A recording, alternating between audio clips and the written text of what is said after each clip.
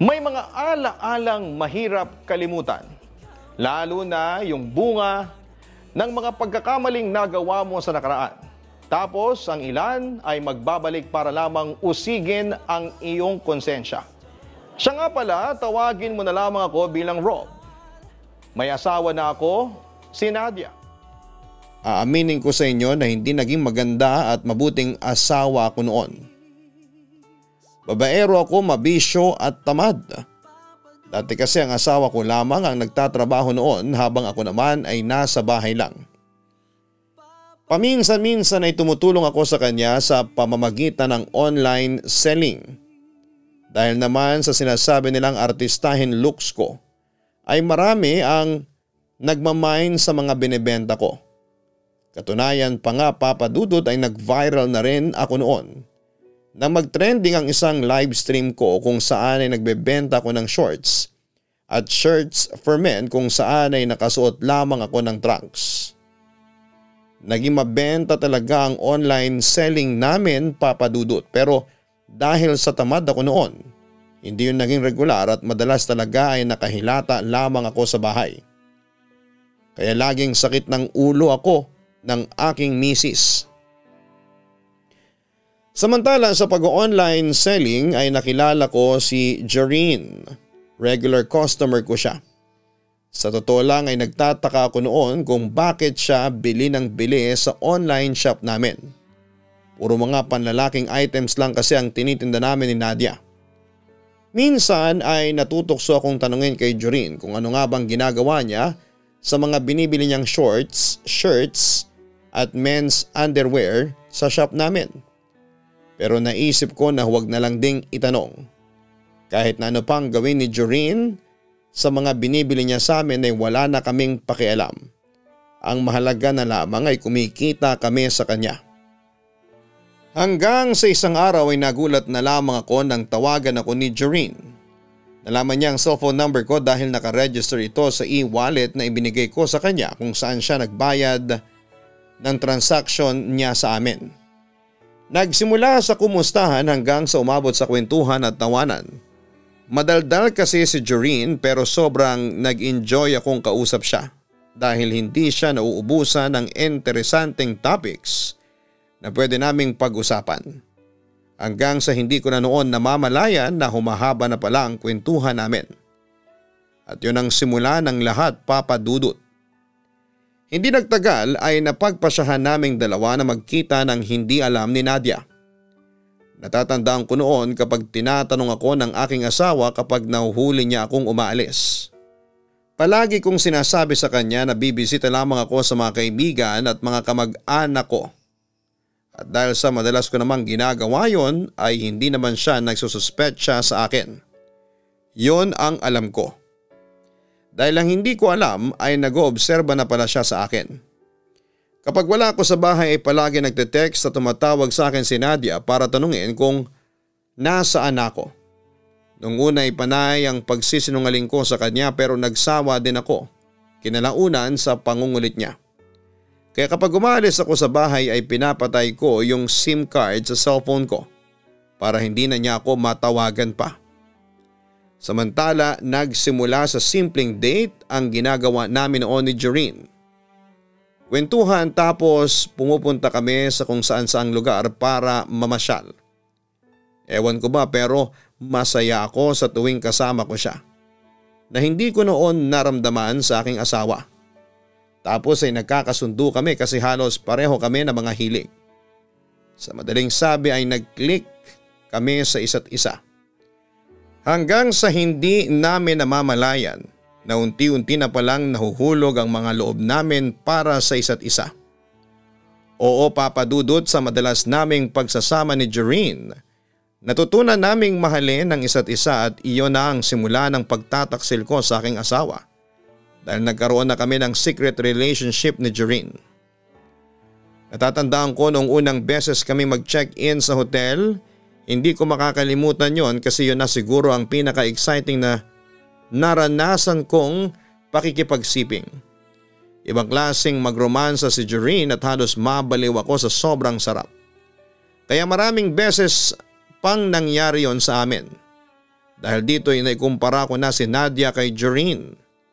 Kapag si Nadia kasi ang kasama ko at kasiping ay hindi ako masaya kasi napaka-traditional niya.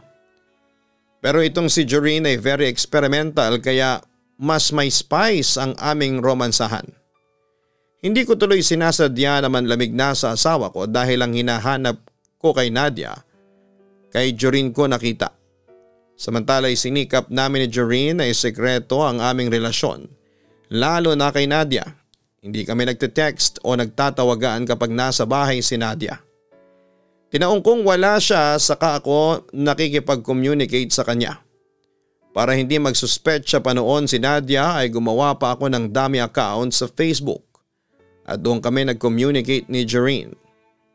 Pero papadudot wala talagang lihim ang hindi nabubunyag dahil isang araw nakalimutan kong i-log out ang dummy account ko sa Messenger. Kaya nagkaroon ng pagkakataon si Nadia na inspeksyonin ang aking cellphone nang hindi ko alam.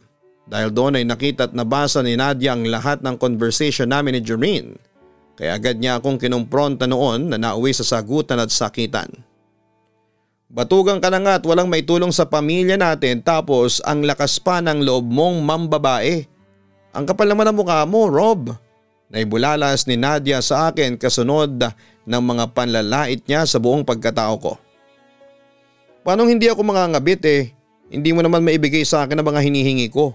Balik ko naman sa kanya. Wala kang kwentang kasiping. At saka tingnan mo naman ang sarili mo, Nadia, losyang ka na. Sinong matinong lalaki ang gaganahan sa itsura mong yan? Ang wika ko na may halong pangiinsulto. Isang malakas na sampal naman ang aking natanggap mula sa kanya. Ang lakas ng loob mong magdemand sa akin? Bakit naging mabuti ka bang asawa sa akin? Gumagawa ka ba ng paraan para umasenso ang buhay natin? Naging responsable ka ba sa mga obligasyon mo sa pamilyang ito? Hindi, Rob. Imbis na tulungan mo ako, naging pabigat ka lang sa akin. Aniya. Nasakta naman ako sa kanyang sinabi. Kung ganyan ka pala sa pananaw mo sa akin ay maghiwalay na lang tayo. Matagal na rin kasi ako nagsasawa sa iyo. Balik ko naman sa kanya. Nakita kong umiyak noon sa galit si Nadia pero hindi na siya nangahas na saktan ako at pagsalitaan ng hindi maganda. Nag-walkout na lamang siya patungo sa kwarto at doon ay nag-impake. Hindi ko siya pinigilan noon, papadudot. I was arrogant that time. Inisip ko noon na kaya kong mabuhay nang wala siya. Kaya noong umalis siya sa bahay nang hindi nagpapaalam sa akin ay natuwa pa ako. Yun ang naging pagkakamali ko. Dahil sa wala akong trabaho noon ay nahirapan akong mabuhay ng mag-isa. That time ay umaasa ako sa aking mga kapatid at mga magulang. Nagpatuloy ang relasyon namin ni Joreen pero makalipas ang halos isang buwan ay nagsimula na ang gap sa amin dahil sa financial problems na kinakaharap namin. Hanggang sa nauwi rin sa breakup ang lahat dahil nagpatuloy ako sa pagiging batugan at palaasa. Nang mga panahon yun ay pinutol na ni Joreen ang aming komunikasyon pagkatapos niyang makipaghiwalay sa akin. Sinubukan ko pa siyang suyuin at kumbinsihin na magbabago pero buo na noon ang kanyang desisyon na hiwalayan ako. Until na-discover ko na lamang isang araw na may iba na pala siyang pinalit sa akin. Isang lalaking mas matipuno at mas may pera kesa sa akin. Papadudot labis ako nasaktan noon sa ginawang pangiiwan sa akin ni Joreen. Pero hindi ko siya sinisisi noon dahil aminado ako na ako rin naman ang may kasalanan kaya niya ako iniwanan. Kaya nagpasya na lamang ako mag-move on at magpatuloy sa buhay. Umasa pa rin ako noon sa aking mga kapatid at magulang pero papadudot dumating din ang pagkakataon na nagsawa silang suportahan ako dahil sa pagiging tamad at palaas ako. Kaya naiwan akong mag-isa, devastated at walang kapag-apagasang bumangon at magbagong buhay. Dahil doon ay napariwara ako. At para makasurvive ay nagpasya akong magbenta na ng aking katawan. Nagkaroon ako ng alter account sa Twitter at Telegram. Naging adult content creator ako sa pag-aakalang maahon nito ang buhay ko sa hirap. Pero papadudot mukhang pinaglaruan ako noon ng tadhana dahil kahit na may itsura at maganda ang katawan, Hindi ako naging patok bilang adult content creator. Kaya no choice ako kundi ang tumigil na lamang. Ngunit nagpatuloy ang pagbagsak ko. Nabaon ako sa utang. Nalulong ako sa bisyo tulad ng alak at sugal hanggang sa nakita ko na lamang ang sarili ko na suicidal at wala ng pag-asa sa buhay. Hindi nagtagal ay dumating na ako sa punto na naisip ko na lamang na magbigti isang gabi. Gamit ang lubid na sinabit ko sa kisame. Desidido na akong tapusin noon ang aking buhay. Natatandaan ko March 7 noon, gabing yon. At na-imagine ko na ang magiging itsura ko noon sa loob ng kabaong at ng itsura ng lapid ako. March 7 ay magtatapos ang aking buhay. Pero nung nagbibigti na ako ay bigla na lamang ako natigilan nang makarinig ako ng mga yabag. Mula sa labas ng aking kwarto sa kusina. Narinig ko rin na tila may nagbukas ng gripo tapos ay pinatay din kaagad. Nataranta ako papadudot kasi ako lang ang mag-isa noon sa bahay at imposible. Napasukin yun ng ibang tao kasi saradong-sarado noon ang buong bahay. Kaya itinigil ko ang aking tangkang pagpapakamatay at nagpa siya akong lumabas ng aking kwarto para tignan kung ano nga ba ang nangyayari sa kusina. Pero papadudot wala akong nakitang tao bagamat kapansin-pansin na may basang bakas ng paa sa sahig.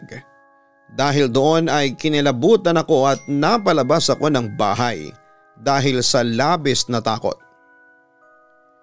Pero paglabas ko sa bahay ay wala akong kalam-alam na merong isang figura ang lumitaw at lumapit sa akin at agad na hinawakan ito ang aking balikat mula sa likuran. "Rob?" sabi ng boses ng isang babae. Nang aking lingunin yun ay nagulat ako na si Nadia pala yun. "Nadia naman, ginulat mo naman ako," naibulalas ko sa kanya. "Anong ginagawa mo dito sa labas ng bahay?" usisa niya sa akin. "Ano kasi?" Nag-aalinlangan akong ipagtapat kay Nadia ang aking nasaksihan sa loob ng bahay. Baka isipin lang niya na nababaliw na ako. Kaya sa halip na sagutin ko ang kanyang tanong ay inaya ko na lamang siyang pumasok sa loob. "Kumusta ka na, Rob?" Nakangiting sabi ni Nadia sa akin. "Hindi ako okay. Sirang-sira na kasi ang buhay ko. Tingnan mo ang itsura ko, ang laki ng pinagbago ko, hindi ba? Oo, simula nung iwan mo ko naging patapon na ang buhay ko. Hindi na ako nakabangon sa mga problema ko. Sa totoo lang bala ko nang magpakamatay." Pag-amin ko pa sa kanya. Hindi naman kumibo si Nadia noon at sa halip ay nakita ko sa mukha niyang lungkot at pakikisimpatya sa akin. "Ano, masaya ka na bang nakikita kong bagsak at wala nang pag-asa?" sabi ko sa kanya habang naiiyak. "Nakarma na ako sa mga kasalanang ginawa ko sa iyo. Hindi ako masaya na makita kang ganyan, Rob. Dahil kahit na malaki ang kasalanang ginawa mo sa akin, ikaw pa rin ang asawa ko at mahal pa rin kita." Sagot naman ni Nadia sa akin. "Anong kailangan mo sa akin? Bakit ka bumalik?" tanong ko sa kanya. "Bumalik ako para samahan ka at damayan. Hindi ko hinihingi sa iyo na mahalin mo ako ng pabalik. Ang gusto ko lang ay matulungan kitang makabangon sa problema mo." Sagot ulit ng asawa ko sa akin. "Hindi ko kailangan ng tulong mo." Pagmamatigas ko. Pero sa halip na magsalita ay niyakap lamang ako ni Nadia. Tumaas noon ang buong balahibo ko sa katawan dahil sa kakaibang lamig ng kanyang katawan. Pero hindi nagtagal ay nakaramdam ako ng kaginhawahan sa kanyang mga yakap. Naiyak lamang ako noon habang inaalo niya ako at pinatatahan. Samantala nag-decide si Nadia na bumalik sa aming bahay. Muli kaming nagkasamang dalawa at ewan ko ba papadudot pero simula noong magkasama kami ay nakaramdam ako ng peace of mind. Kaya ginawa ko na rin po itong pagkakataon para bumangon at magbagong buhay. Sa ilang araw niyang pagstay sa aming bahay ay tinulungan ako ni Nadia na makapaghanap ng matinong trabaho. Tinuruan din niya ako kung paano maging reseller at kumausap sa mga potential suppliers ko. Naging reseller ako noon ng mga Himalayan salt lamps at iba pang mga produkto. Natuwa naman ako dahil sa loob ng isang linggong pagbebenta ko, ng Himalayan salt lumps ay nakapagbayad ako ng mga utang. Tapos ay natanggap din ako noon sa trabaho ko bilang outbound call center agent. Masayang masaya ako noon kasi sa loob ng maiksing panahon ay nakabangon ako mula sa pagkakalugmok. Bumalik ang pag-asa sa akin at natuto na akong pahalagahan ang mga oportunidad na dumarating sa akin. At dahil yon, kay Nadia. Isang araw, April 1, muli kong kinausap si Nadia at doon ay humingi na ako ng tawad sa mga kasalanang nagawa ko sa kanya. Natuwa naman ako kasi madali niya akong pinatawad. Kaya ginawa ko na rin opportunity yon para magpasalamat sa kanya at inalok ko na siyang makipagbalikan sa akin. Pumayag naman si Nadia at yun na ang simula ng panibagong yugto ng aming pagsasama. Pero papadudot wala akong kalam-alam na meron palang tinatagong sekreto si Nadia sa akin. Nasabi ko yon dahil simula noong magkabalikan kami ay nakakaramdam ako ng kakaiba sa kanya at sa buong bahay. Hindi ko noon ma-explain pero may mga nangyayaring weird sa paligid simula nang magsama ulit kami ng asawa ko. Nariyan ang madalas na paglamig ng simoy ng hangin sa loob ng bahay kahit na summertime noon. Kapag gabi ay nauna akong matulog kay Nadia. Tapos kapag naalimpungatan ako ay nagugulat na lamang ako at nakatingin siya sa akin. At tila ba binabantayan niya ako. Kaya nga kapag nakikita ko siyang ganoon ay inaaya ko siyang matulog sa tabi ko. Pero kapag tumatabi naman siya sa akin ay hindi ko maiwasang kilabutan. Ewan ko ba papadudot. Parang may something wrong noon sa asawa ko. Ganun pa man ay nanatiling masaya pa rin naman ang pagsasama namin at mas lalo kong minahal noon ang asawa ko. Pero isang gabi isang katotohanan ang sasambulat sa akin tungkol kay Nadia. Natatandaan ko mag-alas 8 ng gabi yon nang mapansin kong biglang nawala si Nadia. Nagtaka ako kasi kung umalis ng bahay ang asawa ko, malalaman ko kaagad. Pero sarado ang buong bahay at nagtaka ako kung saan nagpunta si Nadia at saan siya dumaan para makaalis ng bahay nang hindi ko nararamdaman. Hanggang sa biglang nagring ang cellphone ko. Hello? Sino to? Tanong ko sa caller. Rob ako to. Sagot sa akin ng boses at agad kong na-realize na si mama pala ang tumatawag. Bakit mo kayo tumatawag? Tanong ko sa aking ina. Alam mo na ba ang nangyari sa asawa mo? Usisa niya sa akin. Nagkabalikan na po kami ni Nadia simula noong April 1. Magkasama na po ulit kami. Masayang balita ko sa kanya. Anong sabi mo? Paano kayo magkakabalikan ni Nadia ng April 1 March 7 pa lang ay patay na ang asawa mo?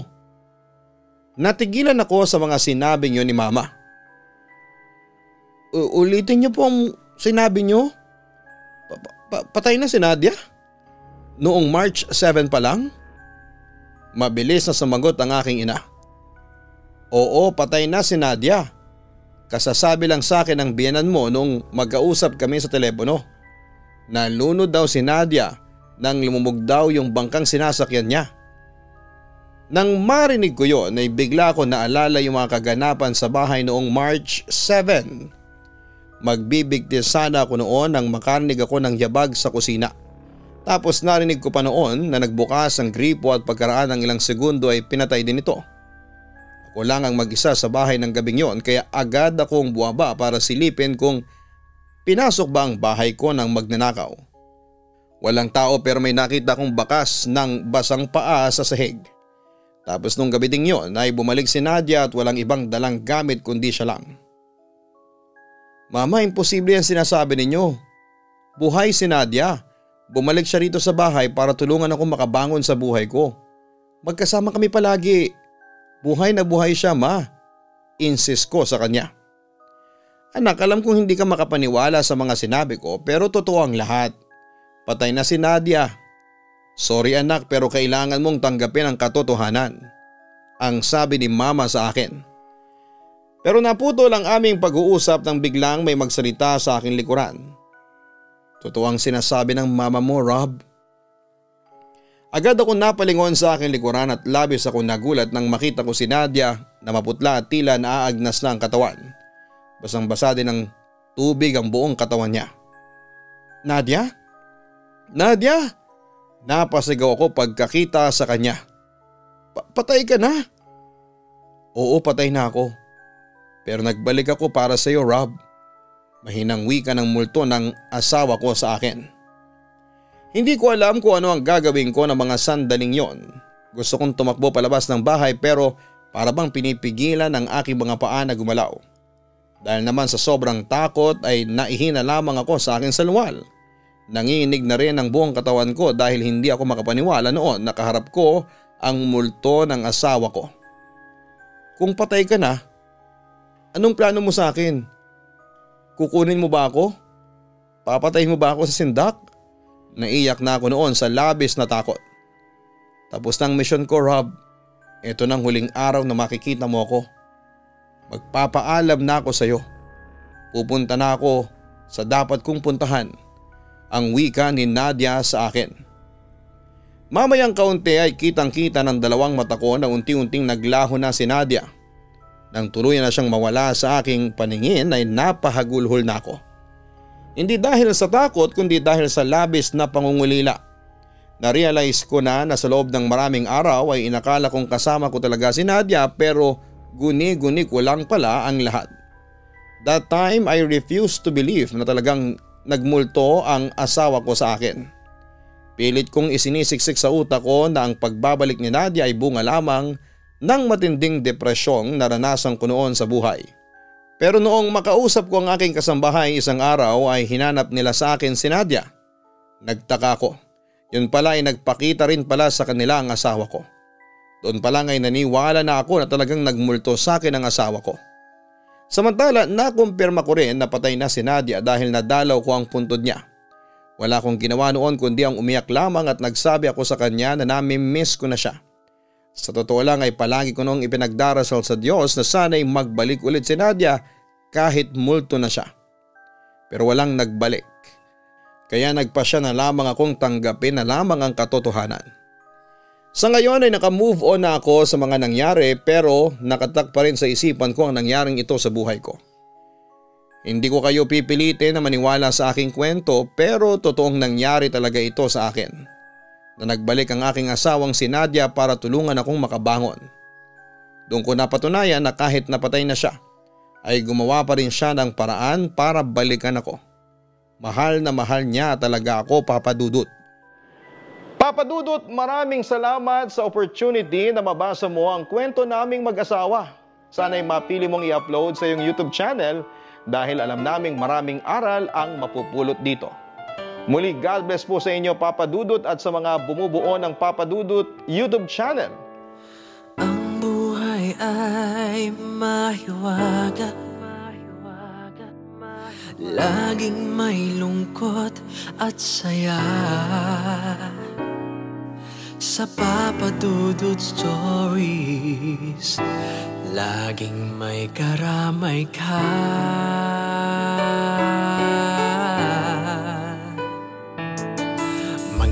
Problemang kay bigat, dito ay pakikinggan ka.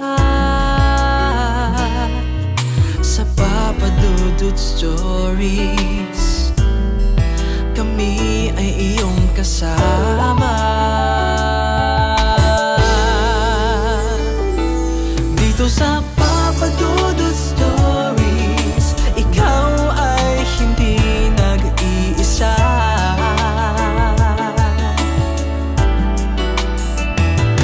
Dito sa Papa Dudut Stories, may nagmamahal sa'yo. Papa Dudut Stories, Papa Dudut Stories.